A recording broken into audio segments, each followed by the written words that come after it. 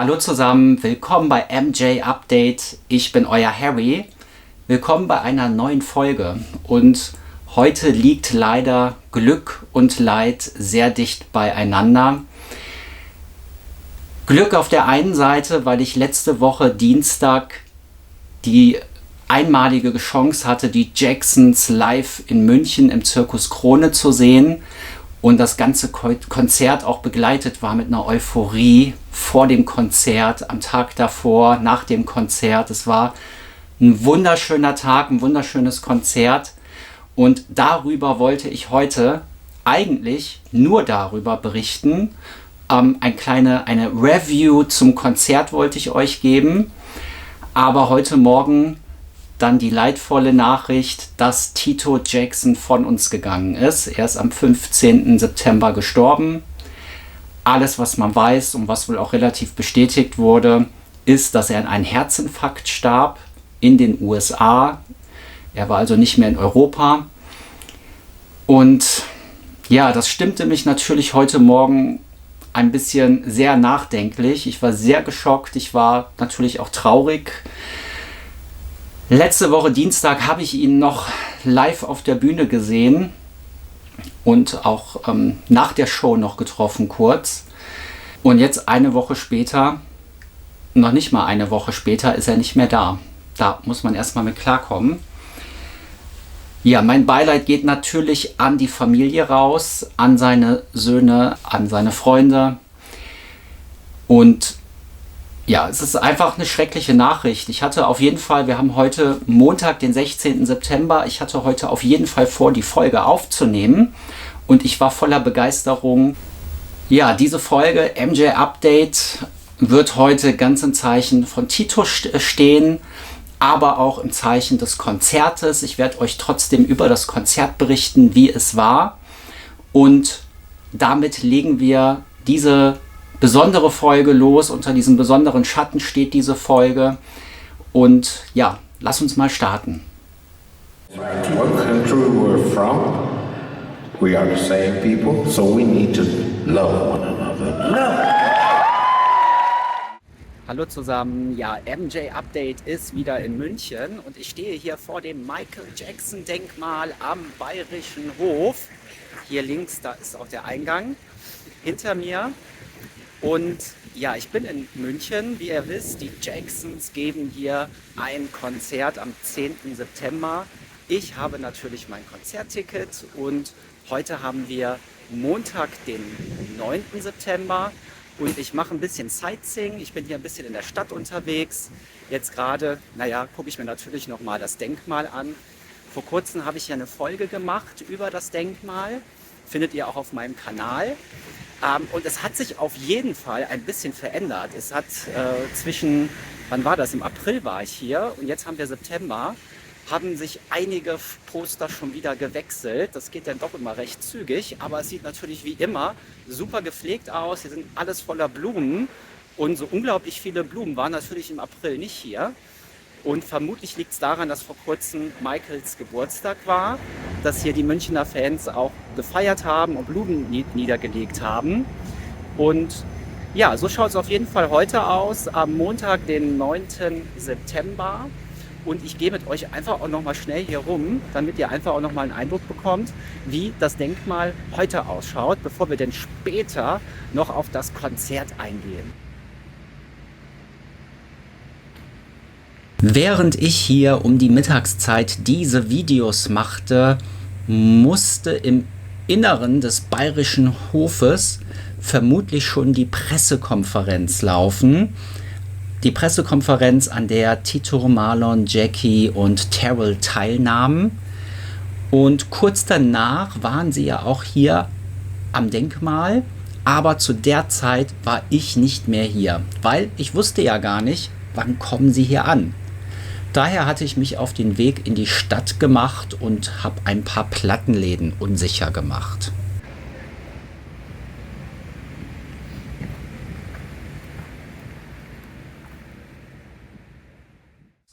Und vom Denkmal bin ich dann aufgegangen, habe mir einen Plattenladen ausgesucht, den ich in München noch nicht kannte. Und da bin ich dann so eine halbe Stunde zu Fuß hingegangen. Die Verkäuferin meinte, Ja, ich hatte das gar nicht mitbekommen, dass die Jacksons kommen. Man hat ja kaum Werbung dafür gesehen. Das hat die halt wirklich erst an dem Samstag mitbekommen, als eben Besucher in den Plattenladen kamen, die auf das Konzert gegangen sind und die dann also mit denen ist sie wohl auch ins Gespräch gekommen und haben geäußert, dass sie aufs Jacksons Konzert gehen. Und ja, die war super nett, auch mit ihr unterhalten, auch wenn ich da jetzt keinen großen Fund gemacht habe, keinen großen Einkauf erlebt habe, bin ich dann wieder gegangen. Und da bin ich ein bisschen anders wieder zurückgegangen durch die Stadt, kreuz und quer, bin aber nicht mehr am Bayerischen Hof vorbeigegangen und habe dann irgendwann, ich glaube auf Instagram war es, habe ich auf einmal ein Foto gesehen von den Jacksons vor dem Denkmal. Und da habe ich mir gedacht, Mist, habe ich sie verpasst. Aber ich habe mir da keinen Stress gemacht. Ich habe mir gedacht, ja, das ist jetzt natürlich alles vorbei, wenn die jetzt die Fotos da posten. Da werden die nicht 5 Minuten später wieder irgendwie rauskommen. Die werden jetzt erstmal wahrscheinlich im Hotel sein, ankommen. Und was wir ja alles gesehen haben, was auch online veröffentlicht wurde, es gab eine kleine Pressekonferenz. Die ging, glaube ich, so 10 Minuten. Die kann man sich auch online komplett anschauen. Ich verlinke das Video hier auch rein, da könnt ihr euch die Pressekonferenz auch nochmal in Ruhe anschauen. Und danach sind die Jackson-Brüder und Terrell zum Denkmal gegangen und haben dann auch noch Fotos vor dem Denkmal gemacht. Und da gibt es ja auch verschiedene Fotos, die jetzt veröffentlicht wurden, unter anderem von auch Alex Gernand, der Bravo-Chefredakteur, hat auch mit ihnen Fotos vor Ort gemacht. Und ich glaube auch noch ein paar andere vom Veranstalter wurden da Fotos gemacht. Ja, das ist auf jeden Fall an diesem Montag passiert. Das muss alles so in der Zeit zwischen 13 und 15 Uhr gewesen sein. Und ich habe das wahrscheinlich so gegen 15, 16 Uhr gesehen. Bin aber auch erstmal ganz entspannt wieder zurück in mein Hotel gegangen, in mein Airbnb und habe mir auch keinen Stress gemacht. Ich habe mir gedacht, ja, lass die mal in Ruhe alle ihre Termine machen. Ich gehe da nachher nochmal in Ruhe hin. Ja, so zwischen 17 Uhr und 17.30 Uhr bin ich dann am Bayerischen Hof angekommen. Da hatte ich mir dann auch nochmal das Denkmal angeschaut und da war eigentlich gar nichts los. Also es standen so 2 Menschen vor dem Eingang, die hatten so Kladden dabei. Ich nehme an, das waren so professionelle Autogrammsammler. Und am Denkmal bin ich rumgegangen und da gab es dann eine junge Frau, mit der habe ich mich dann unterhalten. Die kam auf mich zu und meinte, ob ich was wüsste, ob die Jacksons da sind. Und so kamen wir ins Gespräch über Michael, was da los ist. Und da stellte sich heraus, dass Mila heißt sie selbst ist auch eine Autorin, die hat ein Buch rausgebracht. Das Buch heißt mit selbstgemalten Illustrationen, das heißt ein Märchen über einen Jungen mit einem großen und gütigen Herzen. Und da ging es natürlich um Michael Jackson. Und das hat sie in verschiedenen Sprachen rausgebracht, unter anderem auf Deutsch, Englisch, Russisch und Kasachstanisch. Und ist nur an diesem Montag ist sie nach München gefahren, um eben die Bücher an die Jackson-Brüder zu übergeben. Wir kamen da kurz ins Gespräch und da ging auch alles relativ schnell. Wie gesagt, wir waren so, vielleicht war es 10 nach 5, also 5 war ich vielleicht da, dann haben wir so eine Viertelstunde uns unterhalten. Plötzlich kamen Marlon und Jackie Jackson vorne raus. Und ich zu Mila, da vorne, das sind doch Marlon und Jackie. Und dann sind wir da schnell rüber. Die Autogrammsammler, die da vorne standen, die haben schon ihre Kladden aufgemacht und oder ihre Platten hingehalten, was sie also alles dabei hatten, um sich das signieren zu lassen. Und die waren da auch die hatten recht viel dabei gehabt auch. Und ich hatte, das habe ich noch gar nicht erzählt, ich war vorher noch mal in einem Plattenladen am Tag, also bevor ich in dem ersten Plattenladen war, bin ich noch mal in einen anderen Plattenladen gegangen am Nachmittag. Den kannte ich auch schon. Und da hatte ich hier mir die Jacksons live noch mal besorgt. Und als Marlon und Jackie rauskamen, habe ich die beiden natürlich gefragt, ob sie mir die signieren konnten. Und das haben sie auch gemacht. Sie waren so nett.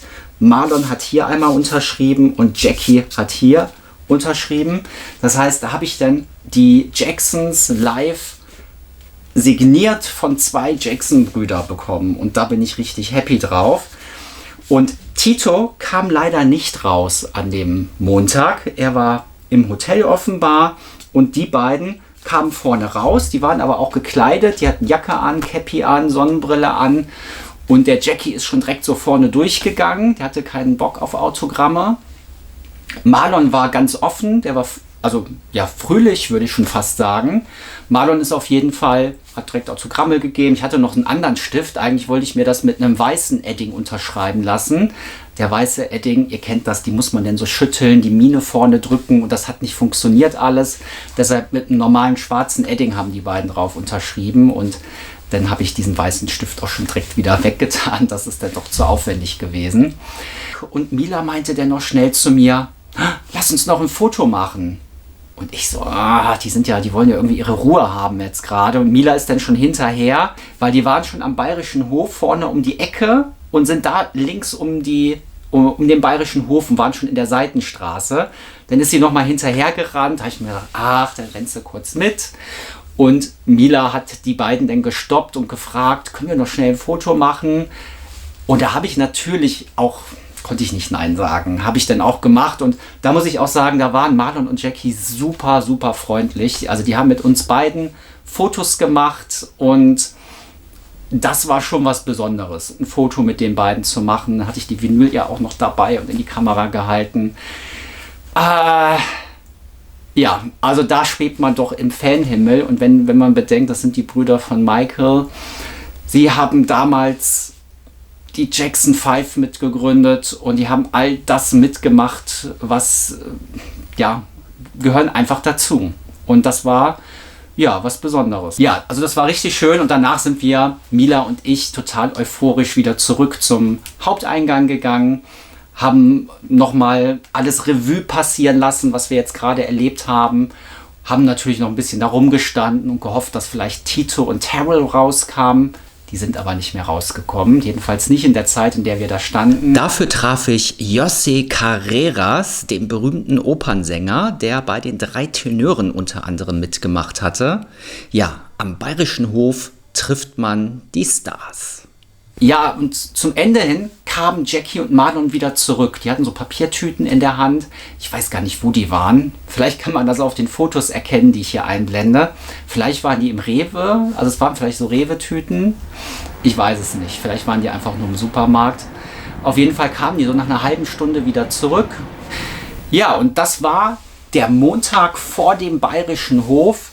Und ansonsten war es das dann auch für den Montag. Und jetzt startet der Konzerttag. Ja, Dienstag, der 10. September 2024 war Konzertday. Und ja, wie habe ich den Tag verbracht?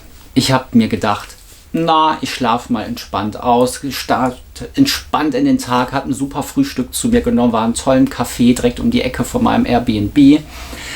Und hatte dann schon Kontakt mit Jenny und Vanessa, Jenny vom Malibu Fanclub. Im Bayerischen Hotel, im Café haben wir uns getroffen. Und da waren auch noch 2 andere Fans aus den Niederlanden. Auch schöne Grüße hier nochmal in die Niederlande. Aber auch am Hotel selbst, da haben wir jetzt keine Jacksons gesehen. Wir waren da quasi so für uns und sind dann rausgegangen. Jenny und Vanessa sind in ihr Hotel und ich bin dann einfach nochmal draußen kurz auf den Platz gegangen, vor den Promenadenplatz und habe mir ein bisschen das Treiben auch angeschaut. Da kamen immer wieder Menschen zu dem Denkmal, haben sich das angeschaut, Fotos gemacht und es war auch klar erkennbar, dass das Jackson-Fans sind. Da war auf jeden Fall, ja, viele erkennbare Michael Jackson-Fans haben sich, oder auch die Jacksons-Fans haben sich am Promenadenplatz getummelt.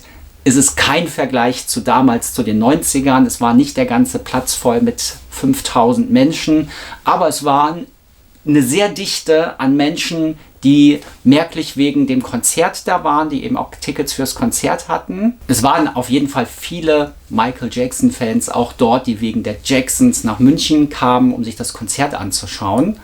Und da kam man dann doch ein bisschen ins Gespräch. Und ich weiß noch, als ich mit Timo im Gespräch war auch ein Kamerateam, das um das Denkmal herumging und gefilmt hatte. Und da hatte ich mir gedacht, ja, wenn die jetzt hier so filmen, ja, das wird ja irgendwas zu bedeuten haben. Aber ich war da erstmal im Gespräch und auf einmal kam jemand von diesem Kamerateam auf Timo und mich zu und haben uns gefragt, können wir euch filmen, wie ihr das Denkmal filmt? Wir sind von den Jacksons, wir arbeiten an einer Doku und wir würden gerne hier einen Film, wie sich jemand das Denkmal anschaut. Und da haben wir natürlich ja gesagt und ja, und so haben die uns gefilmt, wie wir uns das Denkmal angeschaut hatten. Wir sollten dann noch so tun, als ob wir Fotos machen.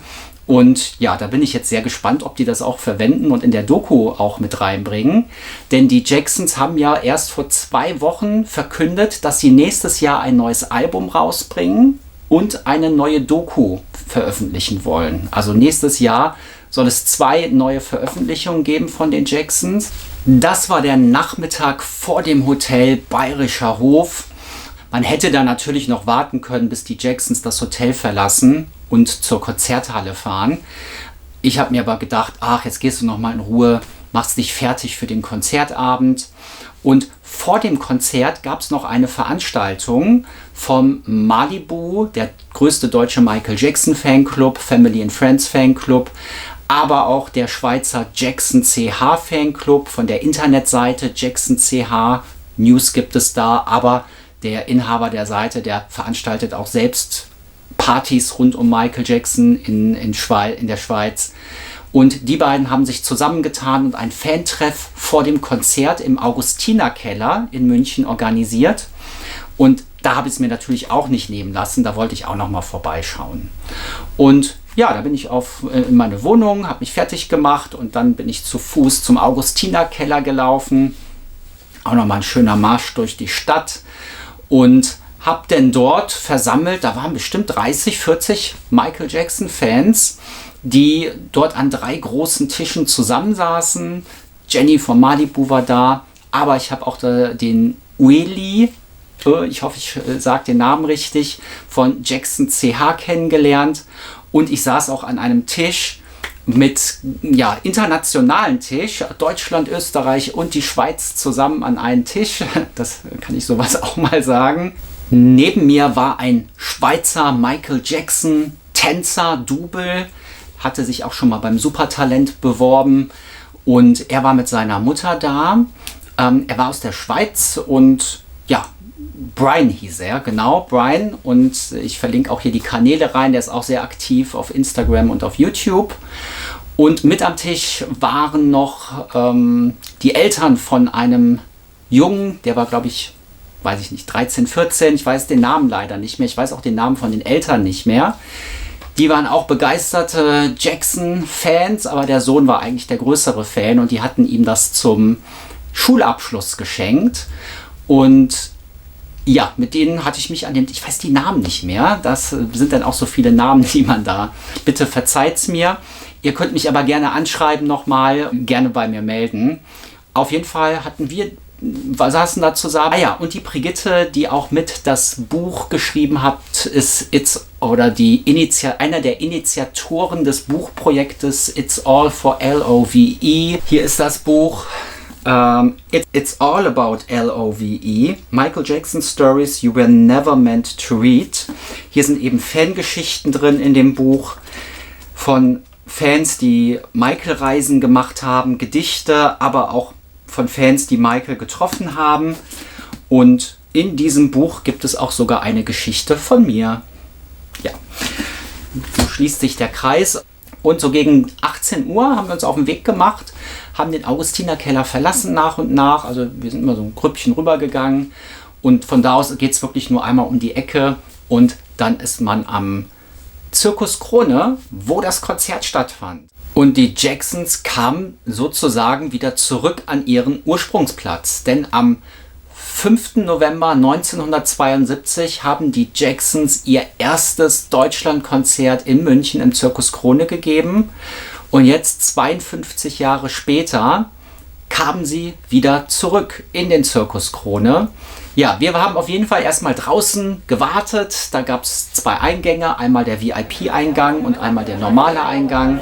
Ich habe ein normales Ticket gehabt, da hatte ich mich hingestellt und einige hatten VIP-Tickets, das war dann mit so einem Meet and Greet, da konnte man also auch die Jacksons dann nochmal persönlich treffen und da war ich auch überrascht, wie viele dort am Eingang standen. Das war doch sehr hoch gebucht, dieses Meet and Greet-Ticket und der Einlass für beide Bereiche ging zur gleichen Zeit los, so dass wir auch reingehen konnten und dann waren wir direkt, ja, also wir mussten erstmal draußen warten, um das auch noch zu erzählen. Da kamen dann auch noch ja, Michael Jackson Freunde aus Köln, die ich kannte. Und dann kam auch noch Alex Gernand vorbei. Natürlich auch eine Erscheinung, wenn man ihn sieht. Und alle kennen ihn natürlich in der Michael Jackson-Szene. Das ist der Bravo-Chefredakteur, der Michael Jackson ja auch 16 Mal getroffen hat, in verschiedenen Situationen für Videoclips, Übergabe des Bravo-Ottos. Und da habe ich natürlich auch gefragt, ob wir ein Foto machen können.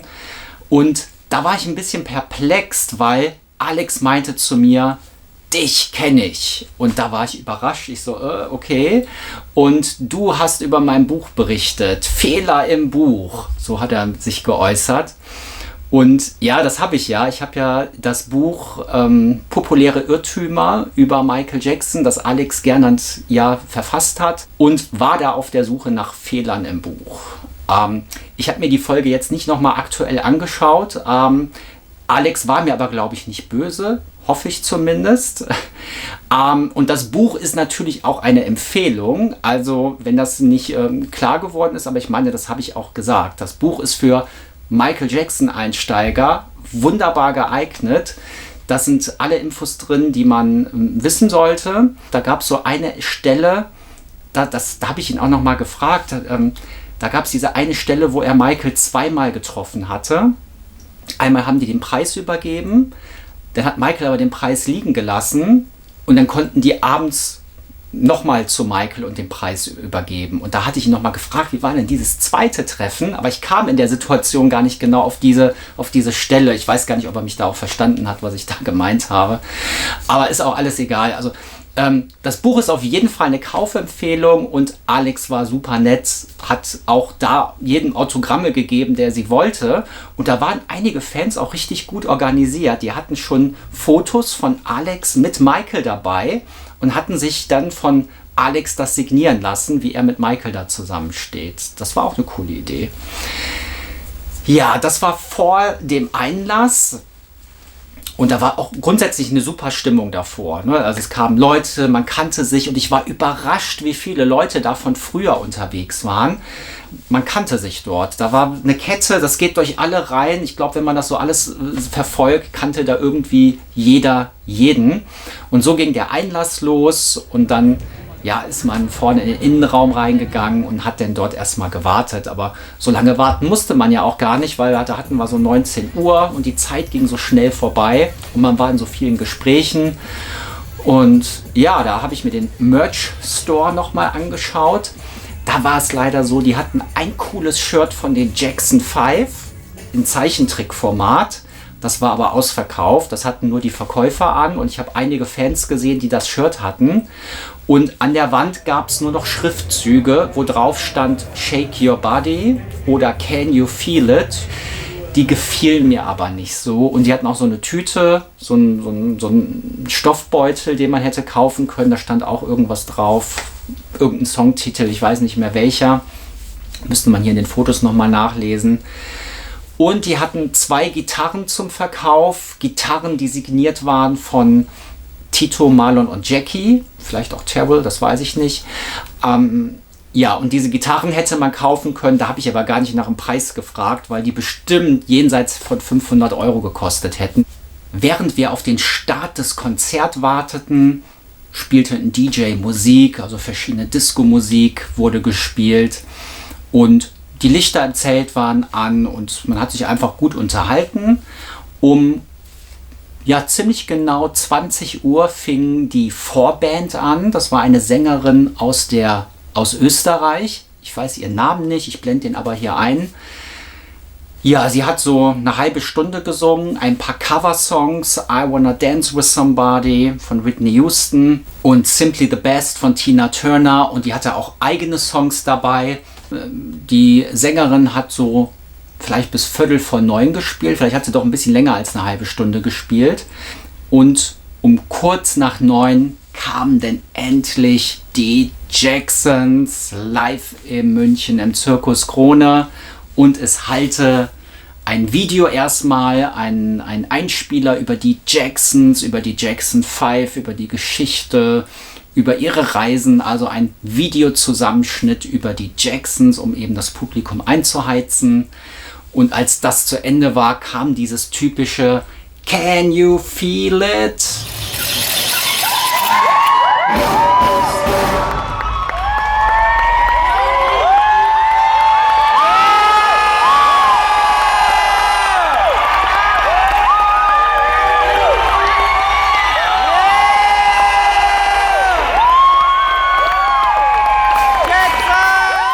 Das Publikum drehte natürlich durch und ja, und dann war das auch der Opener, Can You Feel It? Damit hat die Show gestartet. Ganz links Tito, Terrell im Hintergrund, vorne Jackie und daneben Marlon. Und dann gab es noch Hayden Ashon, weiß nicht, wie ich richtig ausspreche. Hayden Ashon hat schon bei Thriller Live, dem Michael Jackson Musical von Adrian Grant, mitgemacht. Thriller Live lief in London am West End, ein Michael Jackson Musical, das es schon gab, als Michael noch lebte. 2007 oder 2008 hatte das Premiere. Und Thriller Live war auch schon mehrfach in Deutschland. Und Hayden mit H vorne, spielte bis 2016 in dem Musical Thriller Live und dann wurde er denn seit 2016 spielt er bei den Jacksons mit, als reguläres Bandmitglied. Und die 5 haben vorne die Show gemacht und im Hintergrund gab es noch, ich glaube, einen Bassisten, Schlagzeuger und einen Keyboarder. Mindestens 3 oder vielleicht auch noch einen Gitarristen, einen zweiten. Tito hat auch Gitarre gespielt. Und das müsste eigentlich die Band gewesen sein. Müsste ich auf dem Foto nochmal nachzählen, nicht wenn ich hier durcheinander komme. Aber das war auf jeden Fall die Bühnenbesetzung. Und mit Can You Feel It startet das Ganze. Danach kam Blame It on a Boogie, also 2 Songs von den Jacksons. Dann Rock With You vom Off the Wall Album von Michael Jackson. Und jetzt kam Enjoy Yourself und Show You the Way to Go. 2 weitere Songs von den Jacksons. Und Show You the Way to Go war für mich ja auch immer eine Überraschung, weil ich habe erst sehr spät mitbekommen, dass der in UK mega erfolgreich war. Da war das ein Number-One-Hit. Und in Deutschland weiß ich nicht, wo der in den Charts war, wenn es überhaupt gechartet sein sollte. Aber Show You the Way to Go war hier auf der Setlist. Und danach folgte Lovely One. Und dann ging es in eine Pause, wo wieder ein Videoeinspieler kam, wo über die Jackson-Familie berichtet wurde. Catherine hatte einen Part, wo die Familienmitglieder, Familienzusammenhalt und so weiter wurde dort wieder gespiegelt. Das Ganze untermalt mit dem Lied 2300 Jackson Street. Und als das zu Ende war, kam Marlon raus und hat quasi ein Intro gegeben über die Jackson 5.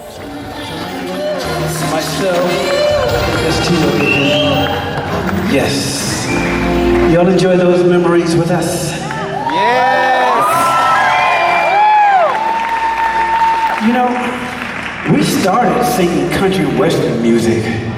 You know, our mom, she taught us how to sing. She loved country and western music, so we used to harmonize with her.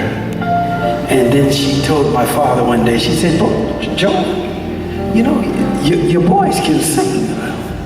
He said, Kate, them boys can't sing. And so we sung for him. And from that day forward, he rehearsed us almost every day to his perfection. But what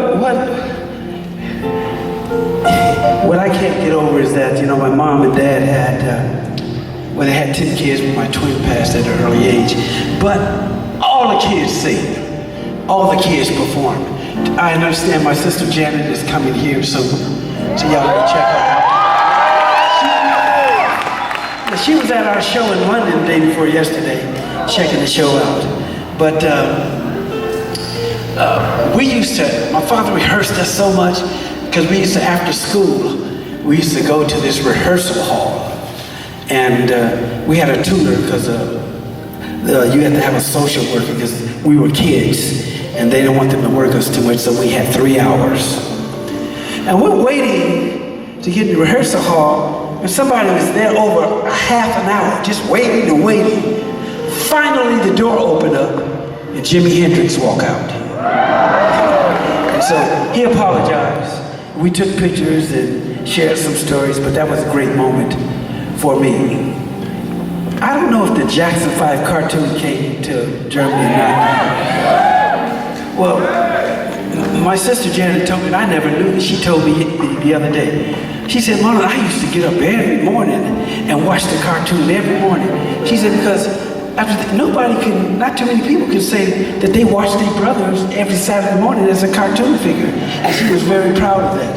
And I was taken aback by that. But you guys, when we went to Motown, our first 4 records, I Want You Back, ABC, The Love You Say, Out There, y'all made #1 all over the world. So, do you want us to do this? Und danach kam dann das J5, das Jackson 5 Medley mit I Want You Back, ABC, The Love You Save, Dancing Machine, I Never Can Say Goodbye und endete mit I'll Be There. Und bei I'll Be There hatte Terrell Jackson seinen großen Auftritt, weil da durfte er dann im Fokus stehen und die weiten Gesangspassagen übernehmen.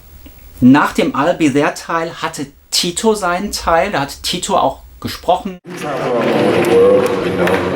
All the laws are basically the same. We all have to stop at a red light, go on a green light. You do so wrong, you go into jail. Okay, cool. So that tells me that we're all the same people.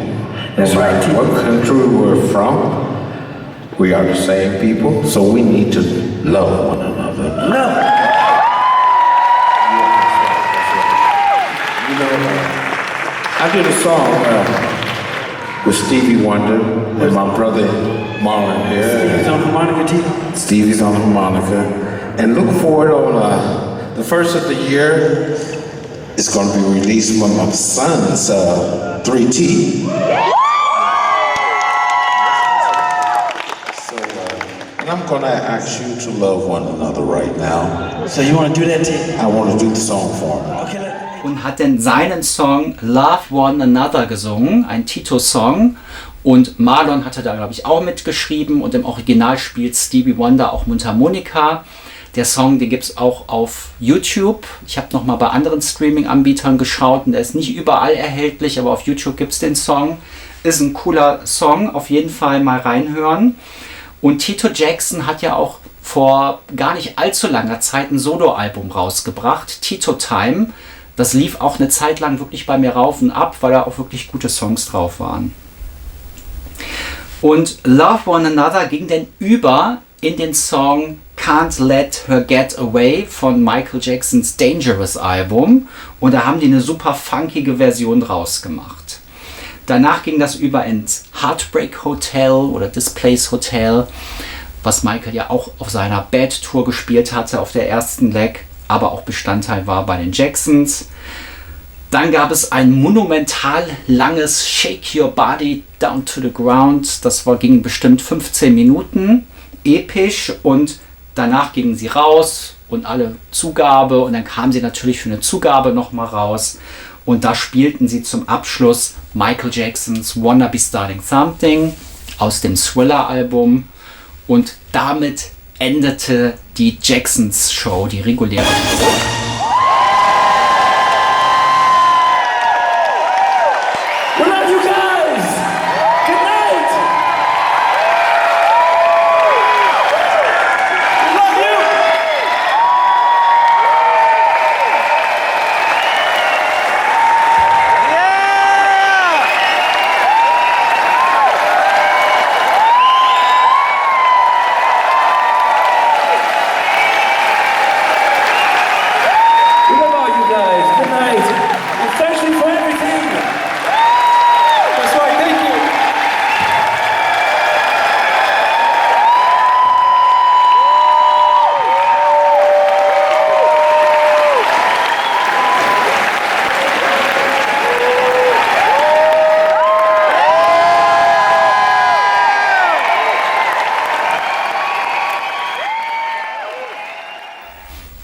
Und ganz zum Schluss hat sich dann das Publikum nochmal formatiert und es wurde We Are the World abgespielt. Und da hat man dann das ganze Zelt nochmal in wunderschönen, ja, mit Handylichtern erstrahlt. Das sah wirklich sehr schön aus. Das war ein bisschen bewegend, wie alle We Are the World sagen und man mit den Lichtern da ja, sich in den Armen lag, mehr oder weniger. Das war richtig schön. Ja, so endete dann dieses Konzert im Zirkus Krone und das war wirklich, also ich bin da rausgegangen und was ich da genau zu sagen habe, ja, das sage ich euch am besten selbst hier. Ein Einspieler nach der Show. Die Jacksons live in München und hier hinter mir, ja, da kommen jetzt die Leute raus aus dem Zirkus Krone. Und ich habe gerade 1,5 Stunden die Jacksons gesehen und es war überraschend. Also ich war schon eigentlich der Meinung, dass es gut wird, aber Marlon und Jackie haben eigentlich die Bühne dominiert und ich dachte, dass es ein bisschen mehr Terrell Jackson gibt, dass der auch mehr Solo-Parts hat und vielleicht auch einen eigenen Part hat. Das hat mich jetzt überrascht, dass Terrell doch eher im Hintergrund war. Er hatte bei I'll Be There einen Part, wo er auch gesungen hat, Michaels Part gesungen hat. Aber ansonsten haben Marlon und Jackie die Show dominiert. Tito durfte einen eigenen Song singen. Love Another oder irgendwie sowas. Ich weiß gar nicht mehr, wie der heißt. Und ja, es war eine überraschend gute Show. Mit viel Tanz. Sie haben noch Choreografien von damals drauf. Die ganzen Hits wurden gespielt. Und zum Schluss eine 15-minütige Shake Your Body Passage. Also richtig cool. Also mir jetzt richtig gut gefallen. Die Jacksons live. Wenn die nochmal kommen, würde ich auf jeden Fall wieder anschauen und kann euch auch nur empfehlen, die Jacksons euch anzuschauen. Also Jacksons hier im Zirkus Krone, mega.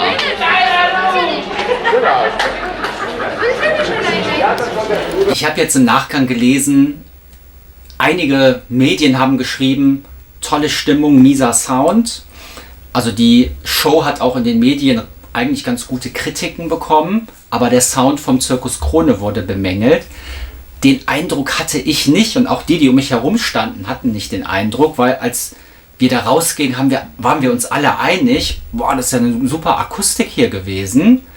Vielleicht war es auf den Rängen anders, aber vorne im Innenraum, da war eine super Akustik und wir waren geflasht. Also es war eine gute Akustik, gute Show.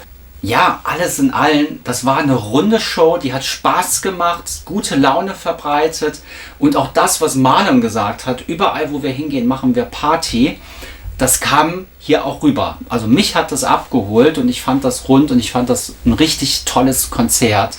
Und ich finde es auch überhaupt nicht schlimm, dass die Songs von Michael gesungen haben. Warum nicht? Andere Künstler machen auch Tribute. Auf dem Boyz II Men Konzert, wo ich jetzt war, da gab es ein Michael Tribute. Die haben Don't Stop Till You Get Enough gesungen. Madonna hat Billie Jean mit eingebaut. Warum sollen auch nicht die eigenen Brüder Songs von ihrem eigenen Bruder singen? Also da habe ich überhaupt kein Problem mit, weil manche haben das ja auch kommentiert und die fanden das nicht gut, dass die Songs von Michael singen, aber ich habe da überhaupt kein Störgefühl mit. Im Gegenteil, bei Wanna Be Starting Something waren die ja auch bei den Demo-Aufnahmen im Background zu hören. Da gibt es ja die Demo-Version von. Auf jeden Fall, für mich geht das in Ordnung und auch Can't Let Her Get Away in der Version, eine Funky Soul-Version, also die will ich gar nicht missen. Nach dem Konzert löste sich das dann auch relativ schnell auf und ich bin dann mit Chris und Jenny bin ich runtergefahren zum Bayerischer Hof und dort haben wir gedacht, komm, wir fahren da nochmal schnell hin. Ich wäre ja sowieso hingegangen, weil ich ja in München mein Apartment hatte und da sind wir runtergefahren und dann hat, weiß ich noch, Chris eine Meldung bekommen, ja, das dauert noch ewig, bis die Jacksons kommen. Hier ist es mega voll, weil die nach der Show hatten die Jacksons die ganzen Meet and Greets. Und ich habe ja eben schon gesagt, ich hatte den Eindruck, das war überbucht und diejenigen, die dieses Meet and Greet hatten das auch denn sozusagen Chris bestätigt. Hier ist noch super viel los, das dauert noch Stunden, bis die hier fertig sind. So lange mussten wir zum Glück doch nicht warten, weil irgendwie, wir standen vielleicht eine Stunde dort. Ja, eine Stunde vielleicht bis 11:45, von 11 bis 11:45 ungefähr mag das gewesen sein. Und da kam dann ein schwarzer Van angefahren und da ist dann vorne raus, da sind wir rübergegangen zum Eingang vom Bayerischer Hof und da kam Tito direkt raus. Tito ist direkt raus, Stift in der Hand und hat direkt angefangen Autogramme zu geben. So ist er da raus, Kopf nach unten und hat unterschrieben. Und da habe ich Tito noch gefragt, ich habe Tito erstmal gesagt, großartige Show, und habe ihm meine Eintrittskarte hingehalten, die er dann auch unterschrieben hat. Hier ist quasi Tito Jacksons Autogramm drauf. Und er hat auch sich über die Augen gestrichen bei seinem Tee. Und dann habe ich Tito gefragt, können wir noch schnell ein Foto machen? Und er hat dann schnell zu mir rüber. Und dann hat meine Kamera aber gebraucht und dann hat er schon weggeguckt. Und das ist jetzt super verschwommen, das Foto. Ist eigentlich nichts zu erkennen. Ja, ich werde es hier mal einblenden, aber das ist das einzige Foto, das ich mit Tito denn gemacht habe. Ist leider verschwommen. Und Tito ist dann weitergegangen und ich weiß gar nicht, Jackie ist, glaube ich, hinten einfach durch. Ich glaube, Jackie hatte da nicht so die Lust drauf. Marlon habe ich auch gesehen, der hat, glaube ich, auch ein paar Autogramme gegeben. Terrell habe ich auch gar nicht so mitbekommen. Und dann waren wir auf einmal in der Lobby vom Hotel Bayerischer Hof. Und dann stand Terrell hinten links und die Brüder waren noch alle beschäftigt, also Tito, Marlon und Jackie. Und Jackie und Marlon sind relativ und Tito auch zu den Aufzügen. Dann bin ich noch schnell zu Terrell hin, habe Terrell gefragt, können wir noch ein Foto schnell machen? Und der hat ja gesagt. Und dann habe ich noch schnell 1, 2, 3 Selfies gemacht. Da habe ich mich auf jeden Fall sehr gefreut, dass Terrell das auch mitgemacht hat. Und ja, dann war die Situation auch relativ schnell vorbei und ich weiß, da waren noch ein paar Fans da. Brigitte war da, Kerstin, Jochen, Chris und noch ein paar andere. Also wir haben noch ein bisschen uns unterhalten und sind dann aus der Situation raus und also auch vom Hotel raus, nach draußen. Und da haben wir uns dann nach und nach alle verabschiedet und dann bin ich auch zu Fuß in mein Airbnb gegangen. Ich war selig.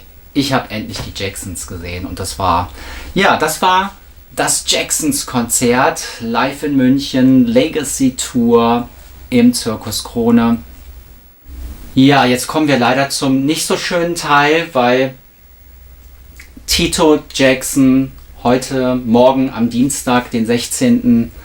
September, kam die Meldung, dass er heute Morgen wahrscheinlich in den USA nachmittags, ich weiß gar nicht, wie viel Uhr es da war, auf jeden Fall heute Morgen kam die Meldung, dass er gestorben ist. Er war wohl in den USA mit einem Auto unterwegs. Ein Herzinfarkt soll es gewesen sein. Und die Meldung hat natürlich mich erschüttert, weil ich letzte Woche noch Tito live gesehen habe. Und auch natürlich alle, die letzte Woche da waren. Ich habe so viele Meldungen bekommen von anderen Fans, die da waren, die auch gesagt haben, das darf doch nicht wahr sein. Also man ist erschüttert. An der Stelle natürlich nochmal mein Beileid raus an alle Familie, an Freunde, Angehörige. Und ich bin natürlich schockiert von dieser Meldung und kann das gar nicht in Worte fassen und will das auch gar nicht weiter kommentieren, weil was will man dazu sagen? Es ist einfach schrecklich. Lasst die Familie trauern und ich hoffe, dass ich euch einen hoffentlich positiven Eindruck von dieser Show mitgeben konnte, dass ihr ein Gefühl bekommen habt, wie diese Show war, wie die Tage in München waren. Und ich hoffe natürlich, dass die Jacksons in irgendeiner Form nochmal wiederkommen. Ich hoffe natürlich sehr, dass an dem Album weitergearbeitet wird. Vermutlich gibt es da schon Songs. Tito war ja produktiv. Er hat ja auch ein Album rausgebracht. Das habe ich vielleicht auch schon mal erwähnt. Tito Time heißt es, da sind auch seine Solo-Songs drauf. Eigentlich auch ein ganz gutes Album. Jetzt Love One Another, jetzt seine aktuelle Single, die aber auch schon länger draußen ist, die zu finden ist.